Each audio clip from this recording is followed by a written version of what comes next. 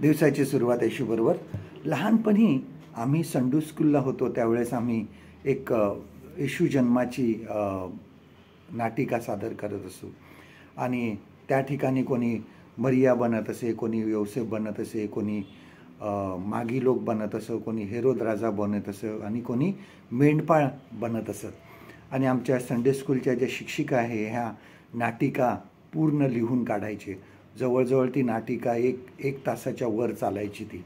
आणि शेवटचा जो सीन असायचा की येशूचा जन्म झालेला आहे आणि सर्व लोक, मागी लोक आणि सर्व त्याला येऊन भेटत आहेत. आणि मग मागी लोक आपल्या थैल्या उघडतात आणि चांगल्यातलं चांगलं ते येशूला अर्पण करतात. त्यानंतर मेंढपाळ जे असतात ते त्या ठिकाणी येतात. एक मेंढपाळ असतो, तो आपलं कोकरू जो आहे छोटंसं ते येशूला अर्पण करतो. एक जण आपली घोंगडी अर्पण करतो आणि एक जण असतो तो त्याच्याजवळ काहीच नसतं आणि मग तो येशूजवळ गुडघे टेकून सांगतो की द्यायला माझ्याकडे तुला काहीच नाही आहे, पण मी माझं मनच तुला अर्पण करत आहे. आणि ह्या डायलॉगला खूप टाळ्या वाजायच्या आणि खूप लोक त्या डायलॉगचं कौतुक करायचे. आणि खरोखर आज नाताळ आहे, आज आपण खरोखर येशूला आम्ही काय देणार आहोत? येशूला देण्यासाठी आमच्याकडे काय आहे की मीच काहीतरी येशूकडे मागणार आहे.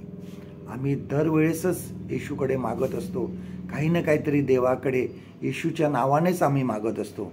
परंतु लक्षात घ्या की देव आमच्या सर्व गरजा पुरवतो. तोच आम्हाला सर्व काही देत असतो. आमच्या आर्थिक गरजा आहे, आमची नोकरी आहे, आमचा व्यवसाय आहे किंवा आमच्या आरोग्याच्या समस्या आहे, सर्व काही देव पुरवत असतो. तो आम्हाला ह्या गोष्टीपासून सर्व काही आम्हाला जे काही समस्या आहे त्यापासून तो आम्हाला सोडवत असतो. आणि सर्वात मोठी गोष्ट देवाने आम्हाला दिलेली आहे तो म्हणजे त्याचा पुत्र आम्हाला दिलेला आहे.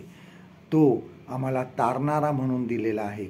आता त्याने आम्हाला पापाची क्षमा दिली आणि आमची आत्मिक जे नवीन जीवन आहे त्याचं नवीनकरण त्यांनी केलं. येशूला देण्यासारखं आमच्याकडे आज का आहे? दुसरे काही नसेल तर आज या नाताळाच्या दिवशी आपण आपलं अंतःकरण येशूला अर्पण करू. आजचं देवाचं वचन आपल्यासाठी हे आहे, स्तोत्रसंहिता 101 आणि 4थं वचन, साम 103 and verse 4. तो तुझं जीव विनाश गर्देतून उद्धारितो, तो तुला दया व करुणा ह्यांचा मुकुट घालतो.